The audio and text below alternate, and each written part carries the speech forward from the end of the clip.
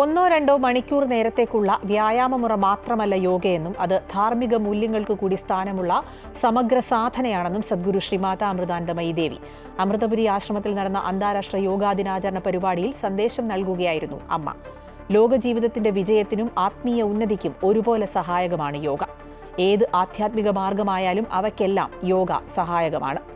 ഏത് ദേശത്തായാലും ജാതിമത വ്യത്യാസമില്ലാതെ ഏവർക്കും യോഗ സ്വീകരിക്കാവുന്നതാണ്. പ്രാചീന ഭാരതത്തിലെ ഋഷിവര്യന്മാർ മനുഷ്യരാശിക്ക് നൽകിയ ഈ അമൂല്യ സമ്പത്ത് വേണ്ടവിധം പ്രയോജനപ്പെടുത്താൻ നമുക്ക് കഴിയണം. യോഗയുടെ പ്രയോജനം കൂടുതൽ ജനങ്ങളിലേക്ക് വ്യാപിപ്പിക്കാൻ അന്താരാഷ്ട്ര യോഗാ ദിനം പോലുള്ള പരിപാടികൾ തീർച്ചയായും സഹായിക്കുമെന്നും അമ്മ പറഞ്ഞു. നമ്മുടെ ആരോഗ്യ സംരക്ഷണത്തിനും മാനസികവും ബുദ്ധിപരമായ കഴിവുകളുടെ വികാസത്തിനും യോഗ ഏറ്റവും നല്ലതാണെന്ന് ഒട്ടുമിക്ക രാജ്യങ്ങളും അംഗീകരിച്ചു കഴിഞ്ഞു. ആയുർവേദത്തെ പോലെ യോഗയും പുരാതന ഭാരതത്തിലെ ഋഷിമാരിൽ നിന്നും ലോകത്തിന് ലഭിച്ച അമൂല്യമായ വരദാനമാണ്. ശരീരമനോബുദ്ധികളുടെ ശരിയായ ക്രമീകരണത്തിലൂടെ അനന്തശക്തികളെ ഉണർത്താനും സ്വന്തം പൂർണ്ണതയെ സാക്ഷാത്കരിക്കാനുള്ള മാർഗമാണ് യോഗ. ലോകജീവിതത്തിൽ നമ്മുടെ കാര്യക്ഷമതയും ആരോഗ്യവും മനസ്സിൻ്റെ പ്രസന്നതയും വളർത്താൻ യോഗ പ്രയോജനപ്പെടുന്നു.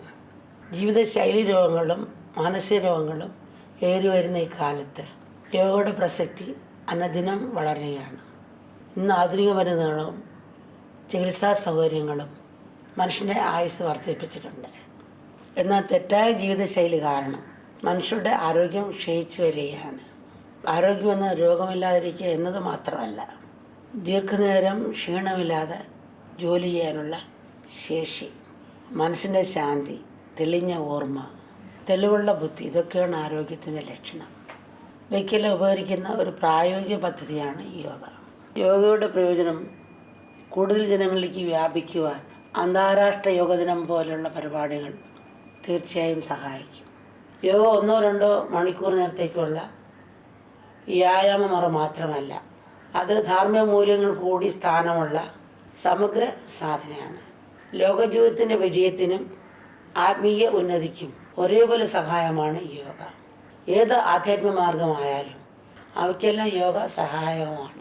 ഏത് ദേശത്തായാലും മനുഷ്യപ്രകൃതിക്ക് കാര്യമായ വ്യത്യാസമില്ലാത്തതിനാൽ ജാതി മത വ്യത്യാസമില്ലാതെ ഏവർക്കും യോഗ സ്വീകരിക്കാവുന്നതാണ്. പ്രാചീന ഭാരതത്തിലെ ഋഷിവര്യന്മാർ മനുഷ്യരാശിക്ക് നൽകിയ ഈ അമൂല്യ സമ്പത്ത് വേണ്ടവിധം പ്രയോജനപ്പെടുത്താൻ നമുക്ക് കഴിയട്ടെ.